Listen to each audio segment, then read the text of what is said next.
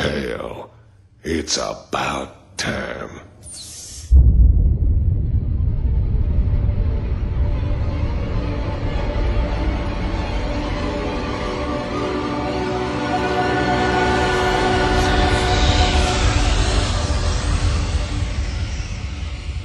Yeah, I'm Chris Sigaty. I'm lead producer on Starcraft 2.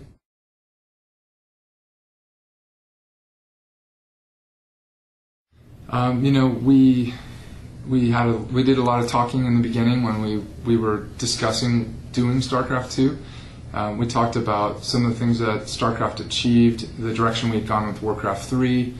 We'd gone with a hero-centric, smaller number of units, and what did we want to do if we were going to go on and do Starcraft 2? What did we want to establish? And we decided pretty early on that we really wanted to harken to the original game, really make it about more units, a lot of fodder units, high supply, much more units on the field basically, and harken to the legacy, so that players that had played the original game felt a sense of nostalgia for it.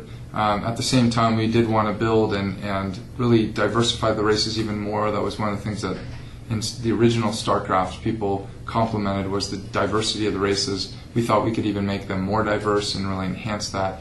So that was at the core of the decision making at the time for the core multiplayer game. And then we knew also that we were going to throw a lot of effort in the single player experience and a lot into the new online experience.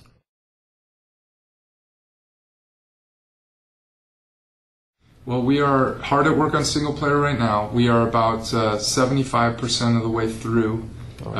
We have probably a third of it pretty highly polished to a level that we're excited about, but we still have another 2/3 to go through. So there's a few more missions to finish up, and then there's the polish level that we want to take through all the game. But we're hard at work on that right now. And then the other really big outstanding thing is our online service. We're really working hard on it. We want it to meet our really high standards. We're committed to quality. We want to release a great project, and I know people hate hearing this, but we won't release it until it's ready. Yeah, I know.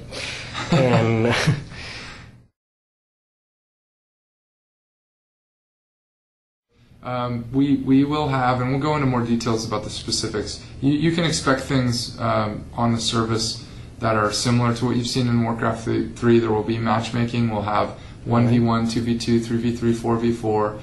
There will be free-for-all as well. Some of the other modes, random team is likely going to be in there as well, so that players can jump in and play games even if they don't have teammates. But there's a lot of other things that we're doing to enhance that experience so people can more easily get into team games, that sort of thing.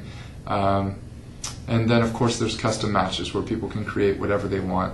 We've spent a lot of effort and time building our editor out to have it be more powerful than what we had in Warcraft 3, and some examples of, one good example of something that's there and will be available at ship is end users can create their own score screen. Yeah, so BattleNet's something that we're going to talk about a lot more in detail in the coming months here. But what we've been doing over the last few years is really paying attention to what's going on online.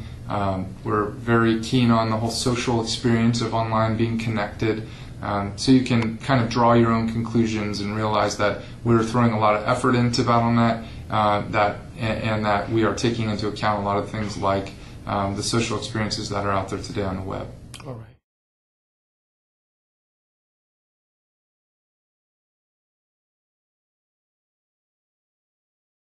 So we think StarCraft 2's gameplay is great. We've gotten great feedback on it from pro gamers in Korea and across the world, really. We hope what can happen is both can peacefully coexist. That we can have players that continue to play classic StarCraft and players that go forward and love and embrace StarCraft 2, and that the professional gaming community grows as a result of the game rather than the community needing to pick one or the other.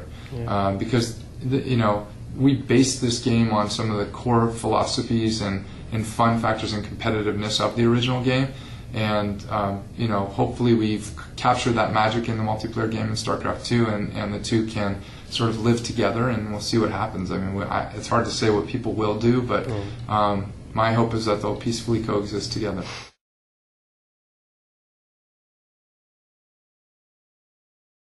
We don't have our final specs for the shipping product at this point, but The game, of course, will play better and better. You'll see more graphical enhancements the more powerful the system is.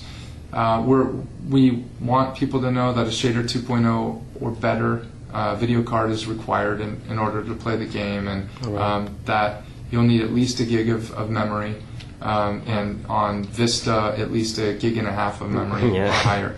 So those are some basics I can pass down. We are trying to hit the widest range of computers possible, but we've thrown a lot of effort into the graphics engine, and the most extreme bells and whistles will be seen with a higher end system. But we're doing our best to hit the widest range possible. Yeah.